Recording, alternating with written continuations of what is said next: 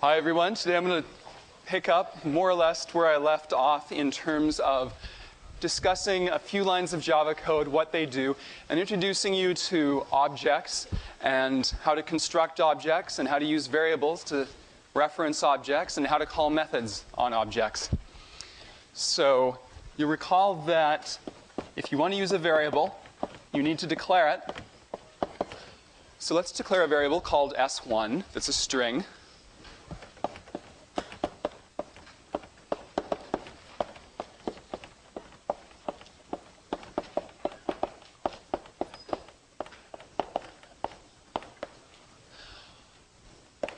Once you've declared a variable, then you can assign things to it.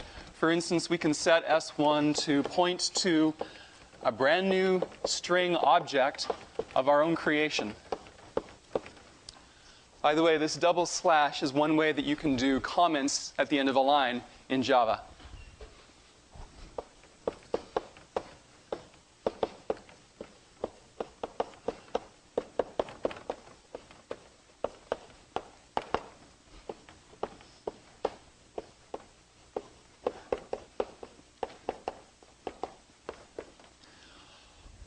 It's also possible to combine both of these two features into one step. So you can declare a new variable and assign it something at the same time. So that's a nice little bit of syntactic sugar in Java.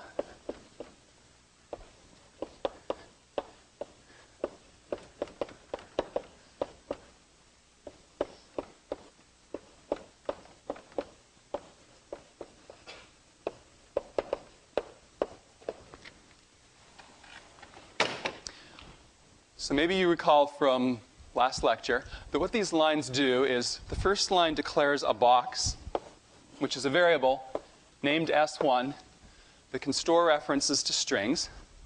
And the second line constructs a brand new string object.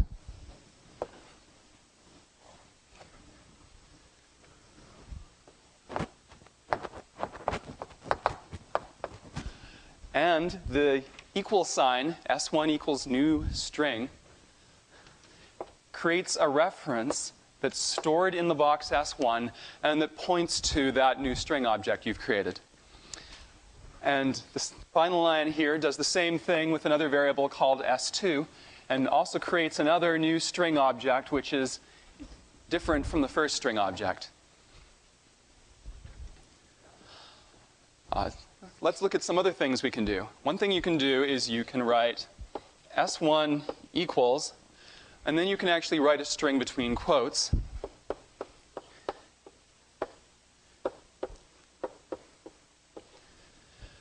And one of the things that's interesting about this line is that this also has a constructor in it. When you write in a Java program, open quote, yow, close quote, that actually creates a string object right there on the spot when you execute that line of code. And you get a string object with these characters in it. By the way, what is a string? It's a sequence of characters, like any characters you could type at the keyboard. And what is an empty string? Well, an empty string is a string of characters that has 0 characters in it. So you can think of this maybe as being the same thing you'd get if you typed open quote, close quote with nothing in between.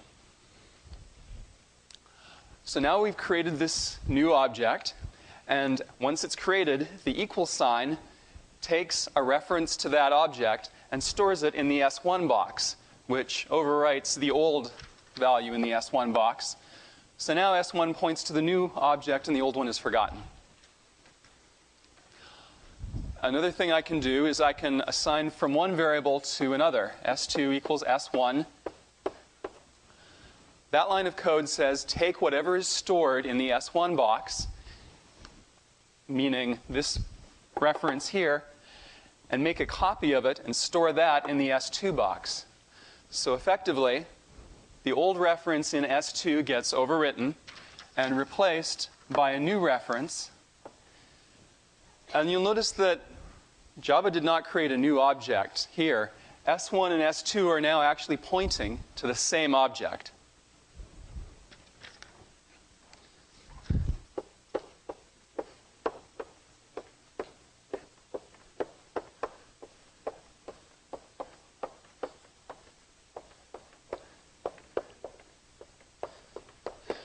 when you're writing Java programs, it's going to be really important for you to distinguish when two variables are pointing at the same object from the case where they're pointing at two different objects that happen to have the same data inside them.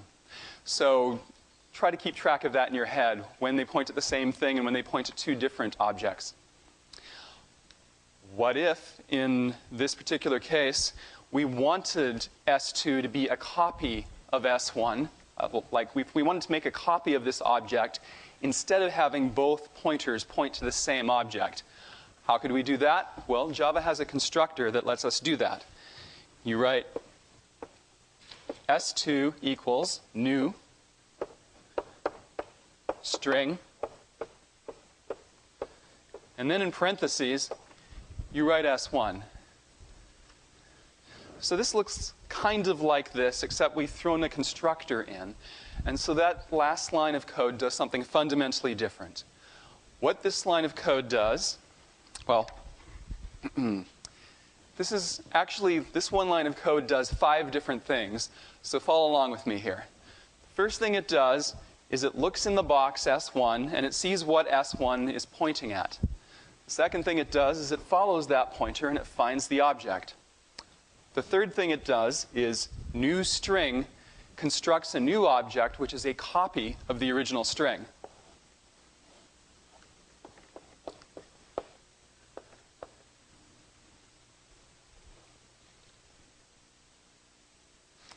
Actually, I suppose I should have divided that into 2 things. The third thing it does is really, it reads these characters that are inside that string object. And then the fourth thing it does is it creates a new string object that has the same characters inside it.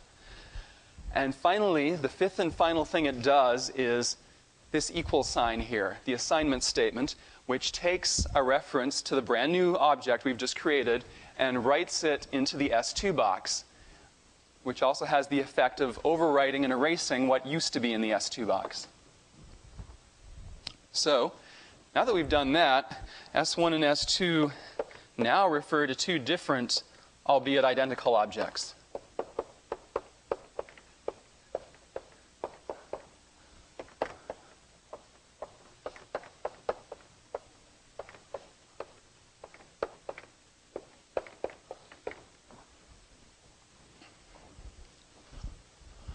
Are there any questions about that? Yes? When S2 is pointing to the same object as S1, if you change what S1 was pointing to, does that also change S2? No. So the question was, back when S1 and S2 were pointing to the same object, if I had changed what S1 is pointing to, would that have changed S2? The only way to change what S1 is pointing to is to write a new arrow into this box that points to some other string. But that does not change what's written into the S2 box. And it just so happens that in Java, you can't change a string object directly. There are some types of objects where you could actually make a change inside this box, but strings are not one of them. Other questions? Yes?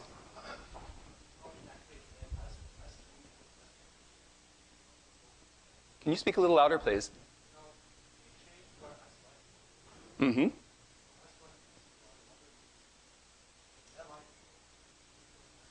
Uh-huh.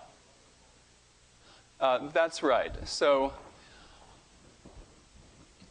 once you've done that, it is no longer true that S2 equals S1.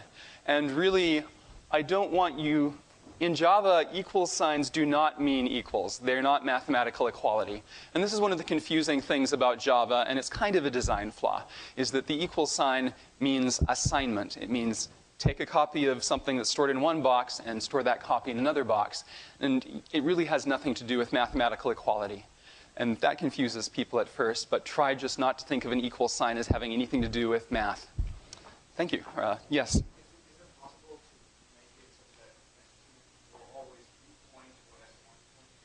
No, it is not possible to fix S2 so that it will always point to the same thing as S1. As soon as you change one of them, the other one's still going to stay the same, unless you explicitly change them yourself. Other questions? Yes, over here. No, it is not possible to have anything that points directly to a variable in Java. Yes?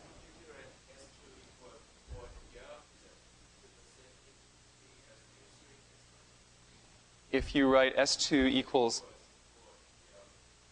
quote S1? Oh. If I said, yeah, if I said S2 equals Yao, then yes, in this particular case, it would have had exactly the same effect as this line did of creating two different objects. And S1 points at one of them and S2 points at the other. Yeah, question.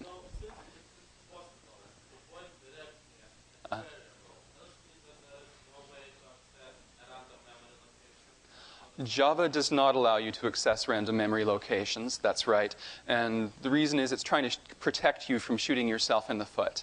There are languages like C that do allow you to access any memory location you want.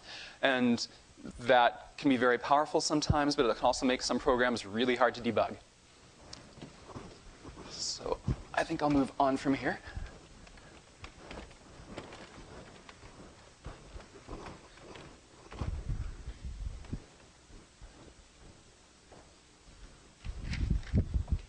All right, so in these little examples here, we've actually seen three different string constructors.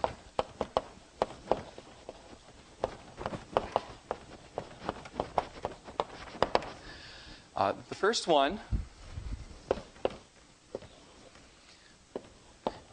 we just type new string, open paren, close paren.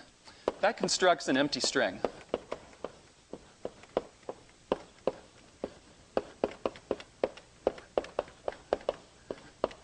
And what is an empty string? Well, it's a string, but it contains no characters.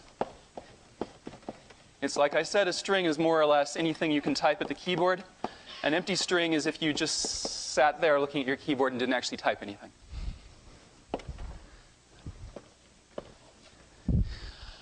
The second example was you can just stick something in quotes, like whatever word you want to type. And that just automatically constructs a string with the characters that you specified in your program. And the third example was new string again, except this time the invocation, new string, takes a parameter.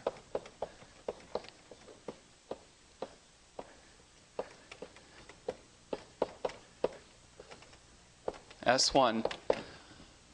Parameter means the same thing as argument. I'm not sure which word you guys prefer to use in 61A and other such, but I always use parameter instead of argument.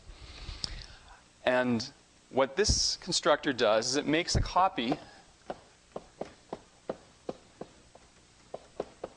of the object that S1 references.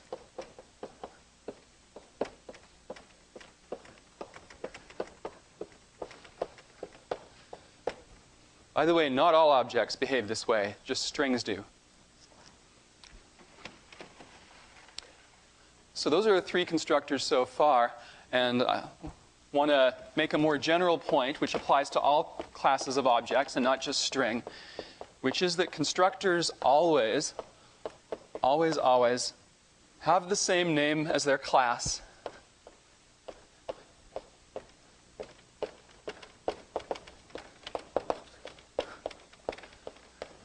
Except for that very magical exception when you put stuff in quotes.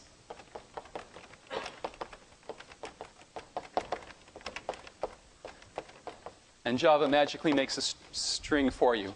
That's pretty much the only exception we're going to need to worry about this semester. I think I saw a couple of questions over here. Yes?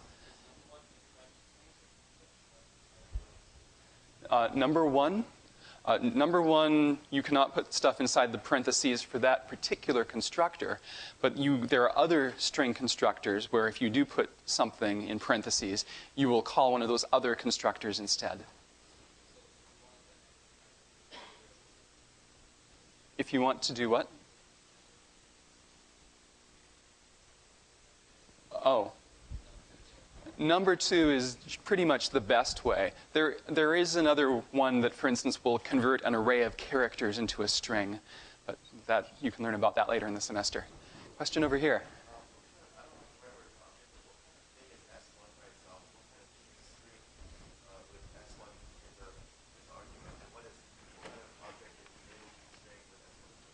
Okay. Well, S1 by itself is a variable of type string.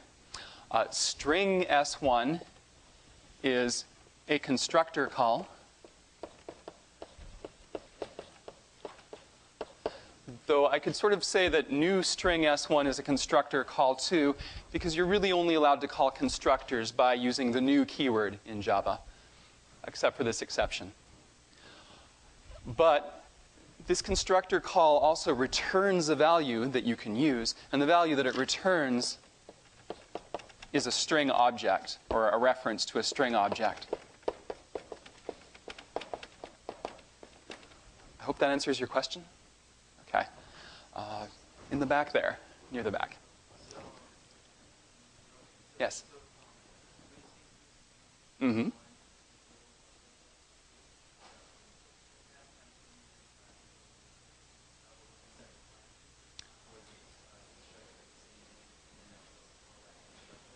Well, to be perfectly accurate, I'd say that the reason the constructor has to be of the same name as the class is because that's just an arbitrary rule that the Java designers decided to use. Does that answer your question?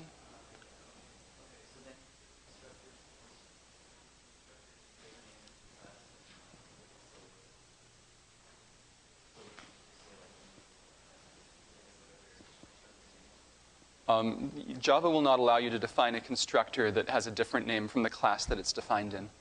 So you just can't do that. Yes?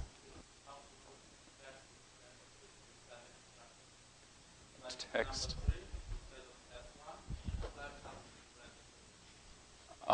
Something instead of S1? Are you sure you mean parentheses? These are parentheses. In quotes. Oh, yes, in fact, that's true. You can do that. I can say this. It's not very useful to do this, but here's what it does. First, it constructs an object, a string object with the letter A in it. Then it constructs a copy of that string object with the letter A in it. And then you can do whatever you want with the copy, except the original, you've already lost it. So you've just basically wasted time making a copy and then throwing one away. But it's useful to know what these things do. So, question over here. Single quotes means something different. Single quotes are used for individual characters. You need double quotes for strings. All right, I think I should move on from here.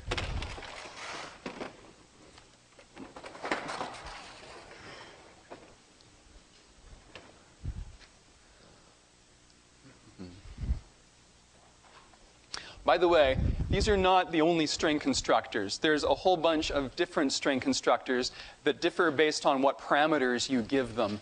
And you can check out the online Java API to see all those different string constructors. And you'll learn how to check out the online Java API in your first lab next week. All right, what we're going to do next is we're going to look at some methods that are not constructors. And this sort of standard way you do a method call in Java that is not a constructor is, well, first of all, you have to have an object that you want to call a method on. So here's a string S1. I'm going to call a method that operates on that string, actually the string that S1 references. So what I'm going to do is I'm going to take this string S1. That means what S1 here is pointing to. And maybe I want to convert it to all uppercase letters. So there's a method that does that. It's called toUpperCase with a capital U. And so what that does is it follows S1, this pointer, finds the object that S1 points to, sees that, hey, this is a string, and I want to call this toUpperCase method that operates on strings. What toUpperCase does is it calls a constructor itself that creates a new string, and then toUpperCase changes that, well, makes sure that that string has all uppercase letters and returns that string. So the toUpperCase method returns a string like this.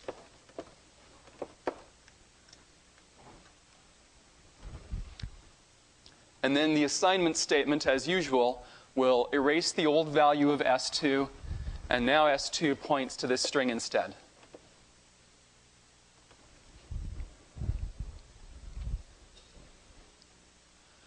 Question?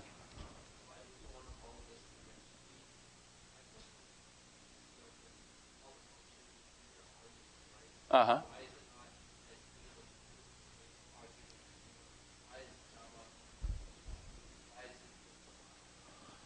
That's not a question with a simple answer. What I'm going to ask you to do is go through the next month with me, and then I think the answer will be clear. I'm really not messing with you here. I really think that object orientation is a fundamentally different way of thinking, and it will take a while until we see all the features of object orientation before I can answer that question. In particular, you'll have to learn about polymorphism before I can really give a good answer to that question. That's going to take us about a month. Let me finish this section before I take more questions. Let's try a few more methods. Another method is called concat, which is short for concatenate, and it's used to concatenate two strings together. So here I'm saying I want to make a new I want to create a new string. Well, concat calls a constructor that creates a new string and returns that new string, and that new string is the concatenation of S2 with another string that's passed in as a parameter. And so now you get the original S2 string with two additional exclamation marks concatenated on, and that gets assigned to S3.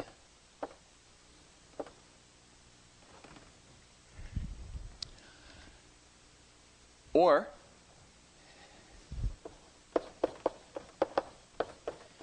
it's perfectly okay to actually write a string in line like this, and then can call a method directly on this string that you've just constructed.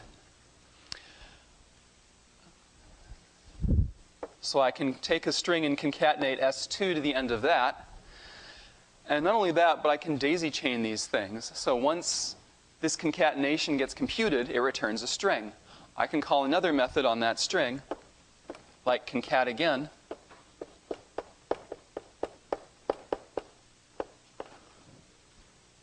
And now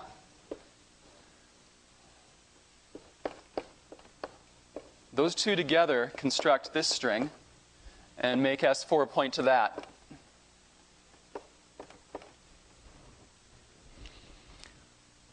Now, Java provides a special shorthand for concat. If you add two strings together, Java automatically implicitly converts that to a call to concat. So I could have written this line S3 equals S2 plus this other string. And this last line here, I could have implicitly written this as S4 equals asterisk plus S2 plus asterisk.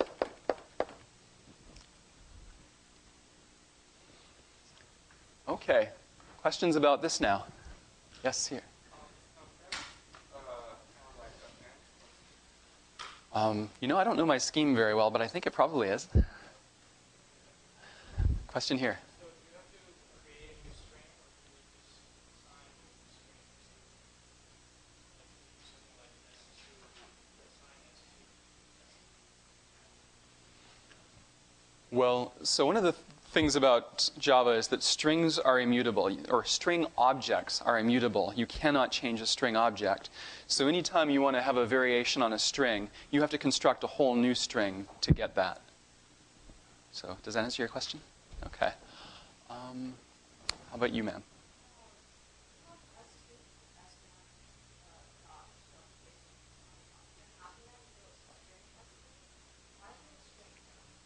Well, I'm assuming that these lines of code are executed after these lines of code. So I did not declare S2 here because I already declared it up there. But this is the first time I've used S3 and S4, so I need to declare each variable once and only once. Okay. Question here?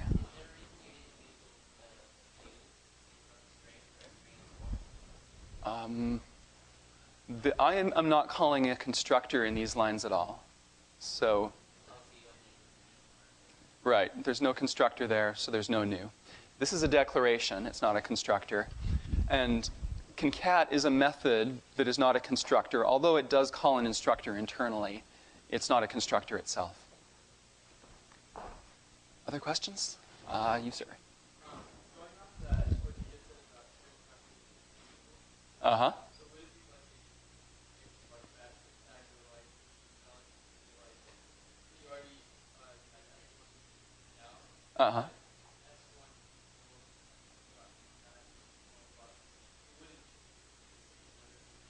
It wouldn't change it, it would just create another. And that's what all these lines are doing too, is they're creating new strings, but all the old string objects are still there.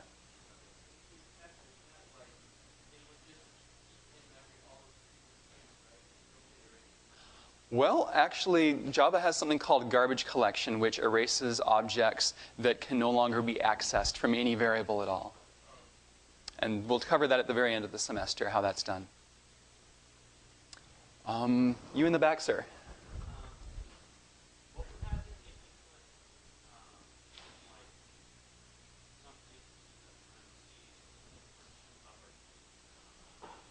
put You know, I don't have the Java API handy. It has literally thousands and thousands of methods, and I can't memorize them all. But I don't think, off the top of my head, that there is a method to uppercase that takes a parameter. I could be wrong, though. I could easily be wrong. Yeah, Java requires that every method call and every constructor call always has parentheses after it, even if there are no parameters. And that's to differentiate methods from variables. Question in here. just as an update to uppercase, it actually does have one version that takes Okay. Well, there we go. So there is one, but Lord knows what it does. It's one of these. You guys will learn next Monday how to look up the Java API and see these thousands and thousands of methods for yourself. You, sir.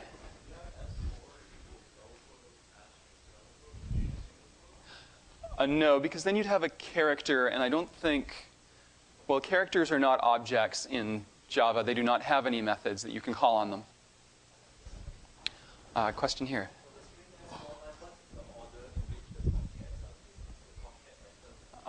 Well, that's a very good question. So what order do these concat methods execute in? Is it left to right or is it right to left? The real rule is that to call any method, you have to have an object to call it on first. So what object is this concat being called on?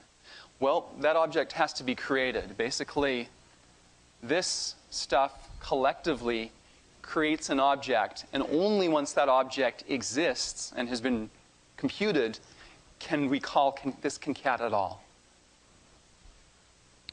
Any more questions? Yes? Does the string have to be written on one line? Or could you put a break? I think the way to put a break in a string, I know C supports this, I'm not sure about Java, probably it does. What you can do is you can put a string on a line, close off the string, open up the string again on the next line, and close it off. And if there's nothing between here and here except white space, C at least will concatenate them into one string, and I'm not sure if Java will or not. I hope it does. So I think I'll move on from here.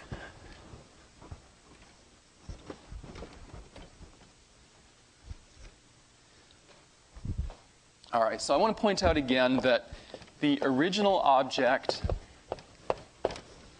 all right, when I executed this line, S2 equals S1.2 uppercase, the original object that S1 was pointing at, meaning this object right here, did not change. That object is still there. It's still the same object it always was.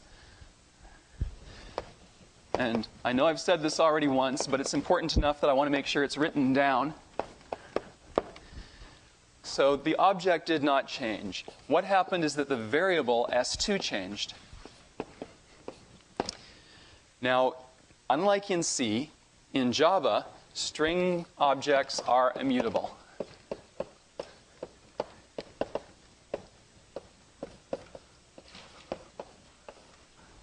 And immutable means their contents never change, because Java does not give you a way to change their contents.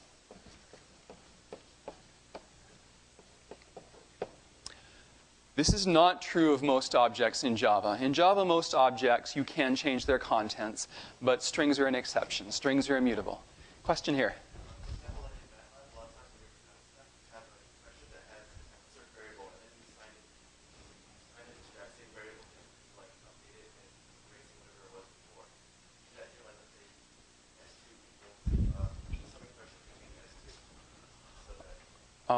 Yeah, so if I type s2 equals s2 dot uppercase,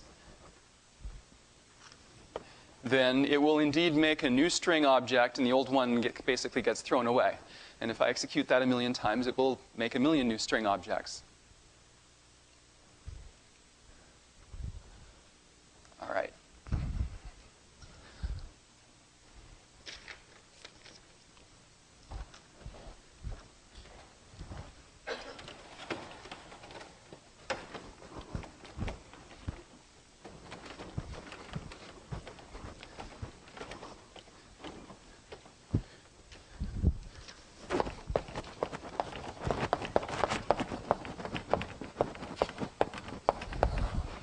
I want to talk a little bit about I/O so that we have some ways of interacting with the user so that you can read stuff from the keyboard and write stuff out to the screen, especially the latter.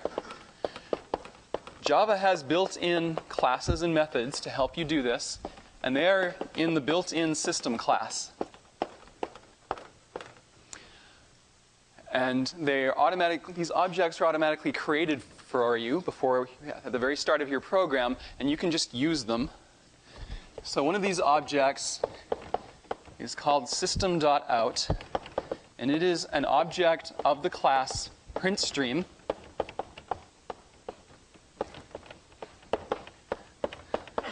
And it outputs stuff to the screen.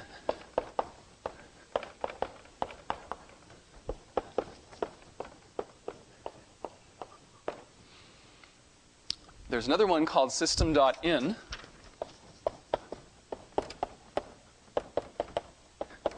It's an object of the class inputStream.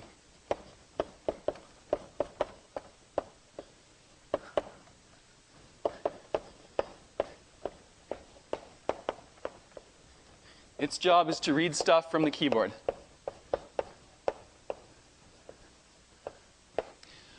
System.out is easy to use. It has a printLine method that can be applied to the system.out object that lets you just print any old string you like to the screen.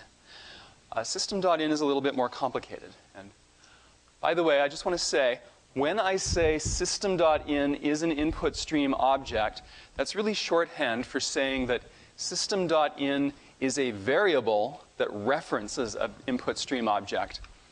And I'm going to use this shorthand all through the semester. Now, question? Yeah, how do you know how to stop clicker? How do I know when to what? Like, you put in, like, when you call system, type in, right?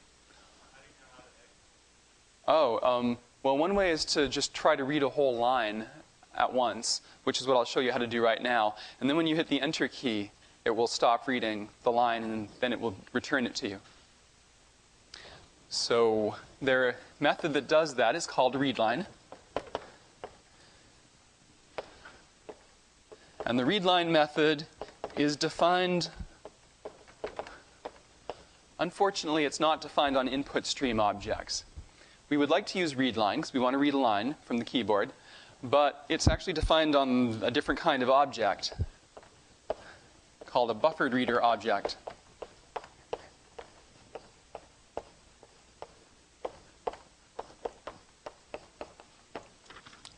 Okay.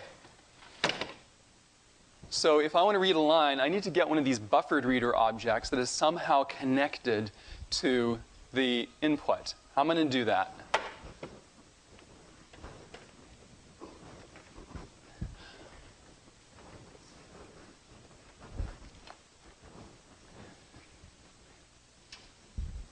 Well,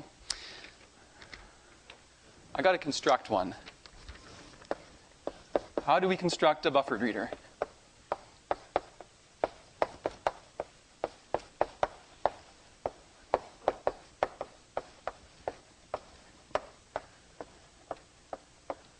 Well, one way is with an input stream reader.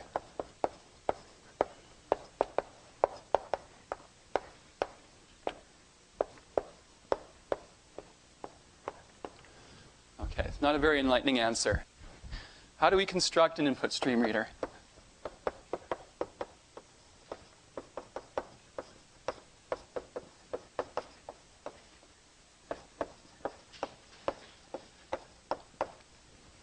Well, to construct an input stream reader, we need an input stream to construct it on.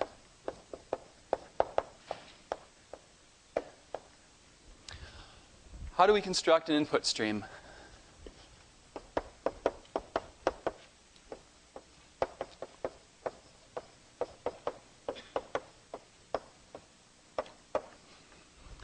Well, lo and behold, system.in is one.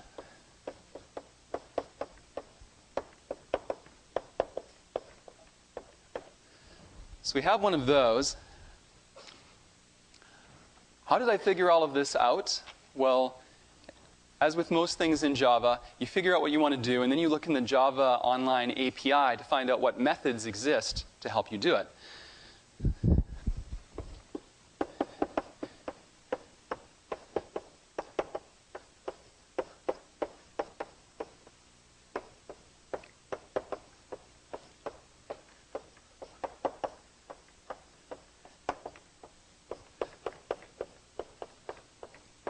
Specifically, you look in the java.io library.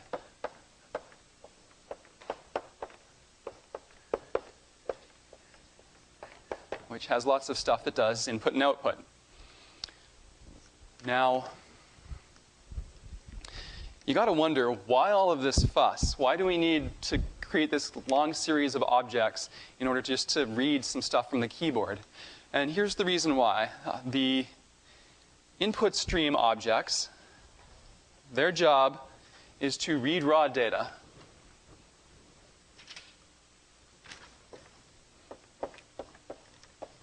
From the keyboard. And this is just a totally unformatted bit stream of raw data. That's its job. That's all it does. And then it passes that on to a different kind of object. And what this object, input stream readers, know how to do is take a stream of raw data and compose it into characters.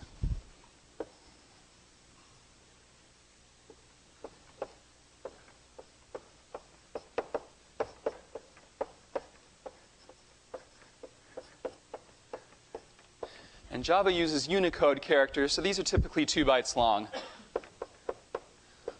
Although that can be changed.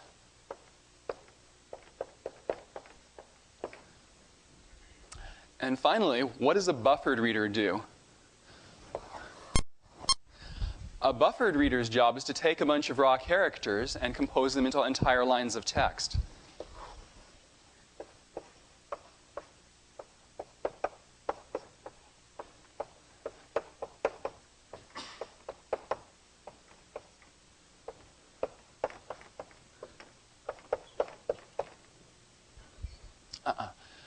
Now, why is this stuff divided into 3 separate tasks? The answer to that is what's called modularity. The idea is that you can take any one of these 3 tasks and completely re-implement it from scratch without affecting or changing the other 2 tasks at all. So if you think you have a much faster or better algorithm for composing characters into lines, you can replace this and not have to write a single line of code to do this or to do this.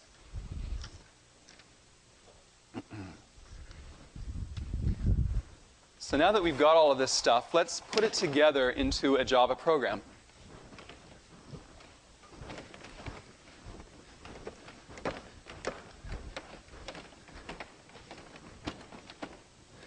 This will be your first complete Java program, and what its job is to do is to read one line of text from the keyboard and then print it out on the screen. And here's what it looks like. A lot of this will be cryptic right now. So just get used to the idea that it's going to take about 2 or 3 weeks to understand what all of the words in this program mean.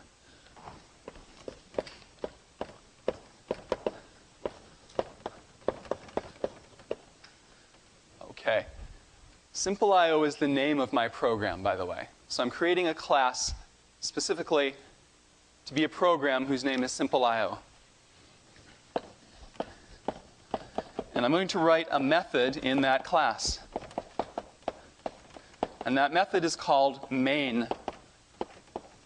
Just like in C, for those of you who've programmed C.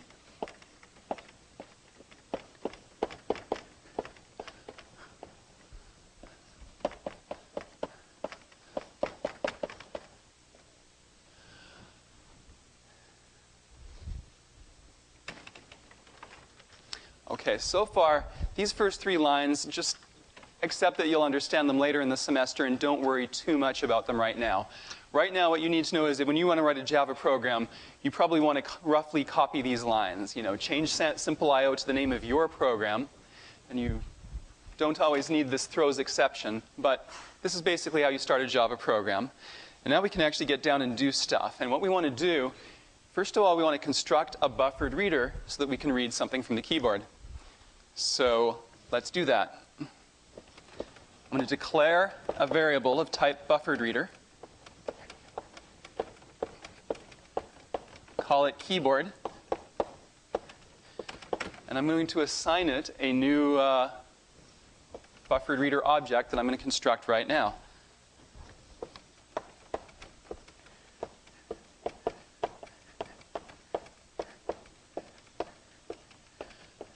And the buffered reader constructor takes one parameter, which is an input stream reader.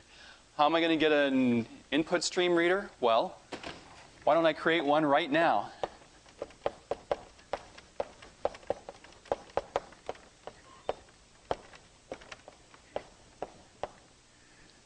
And I'll create, now the input stream reader also takes a constructor, which is an input stream. And the input stream I want is the one that comes from the keyboard.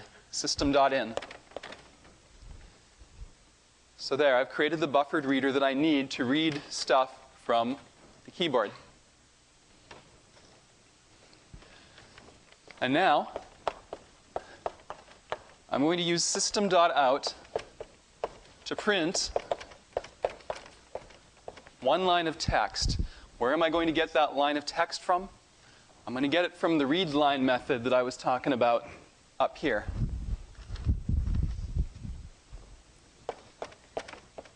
Which I will call on the object keyboard.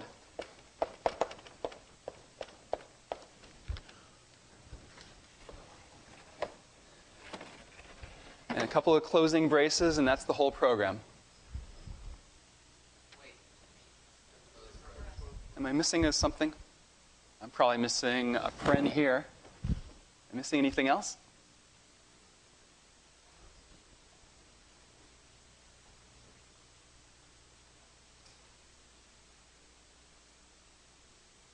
I think that's everything.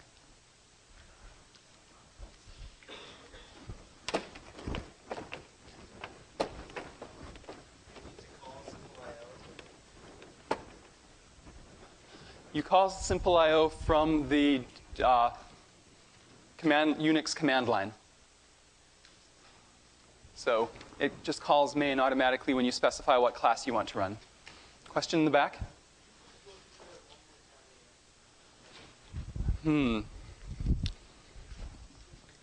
Well, let me write down a few things about a few of the lines, and then I'll try to do that.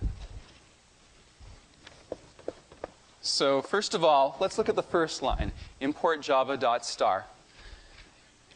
It's a fact that if you want to use any built-in Java library, with one exception, java.lang, which is included automatically, then you need to import those libraries.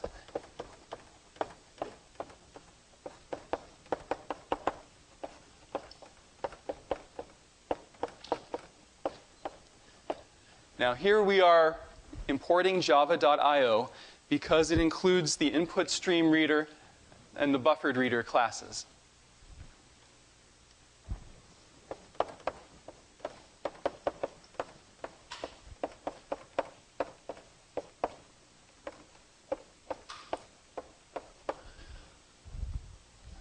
So that's what the first line's all about. The second line is the name of the program. The third line is there because any Java program always begins at a method called main.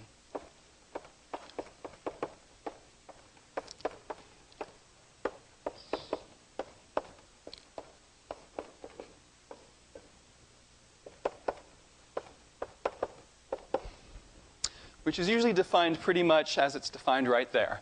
That's just the standard way to define a main method. So that's what the third line is all about.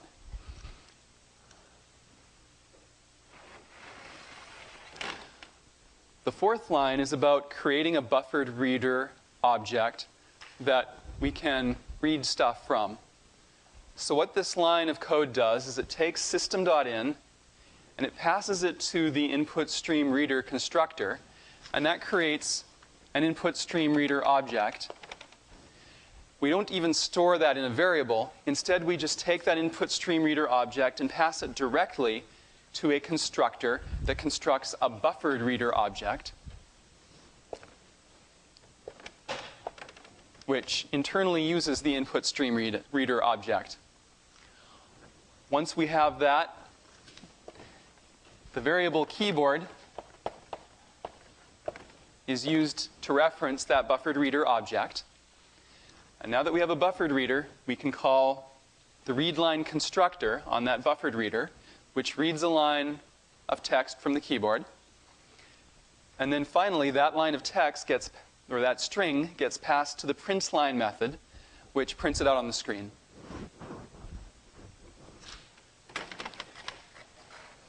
Okay.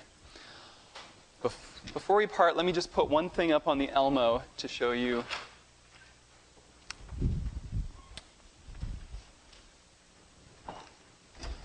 One small change that will come up in your first homework, which is, suppose instead of reading the line from the keyboard, you want to read it from a web page. Well, you can use virtually this same infrastructure here to read something from a web page. The difference is the way you create the input stream. Instead of using system.in as your input stream, wow, this is blurry. Is this the Elmo that's blurry, or is this just the way it is? Huh. What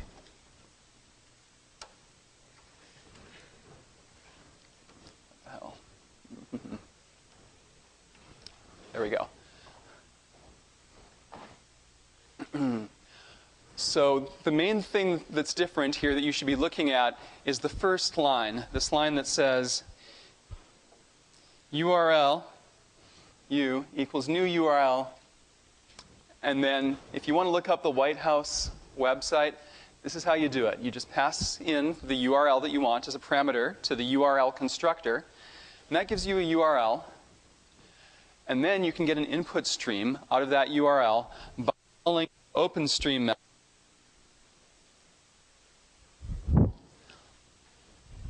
on that URL. And then from there on in, everything else is done just the same as in the example program I just gave you. And so you'll want to use that more or less directly in your first homework. Questions? Yeah?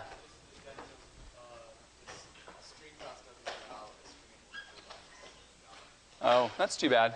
Okay. I was wrong about concatenating strings. I don't know how you're supposed to...